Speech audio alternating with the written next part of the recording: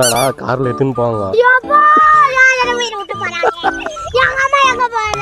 இந்த ஒரு நியூஸ் பார்க்குறப்ப ஆனந்தமாக தான் இருக்குது. நம்ம 10 ரூபா பாலாஜி வந்து சிபிஐ விசாரணைக்காக டெல்லி போயிருக்காப்புல.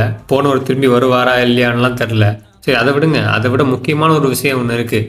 விஜய் அண்ணன் அஃபிஷியலாக எந்த தொகுதியில் போட்டி போட போறாருங்கிற நியூஸ் இப்போ வெளியாயிருக்கு. அது என்னன்னா, சென்னையில் இருக்கிற பெரம்பூர் தொகுதியில தான் அவர் போட்டியிட போறாரு.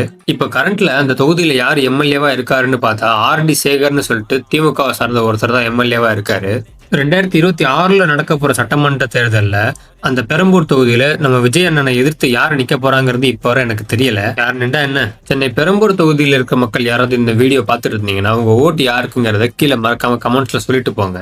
அதோட ரீசெண்டா இன்னொரு விஷயமும் நடந்துகிட்டு இருக்கு. தமிழ்நாடு முழுக்க பல கட்சிகள் சார்ந்தவங்க மக்களுக்கு வந்து அண்டா குண்டான்னு சொல்லிட்டு நிறைய பரிசு பொருட்கள் கொடுத்துக்கிட்டு இருக்காங்களாம்.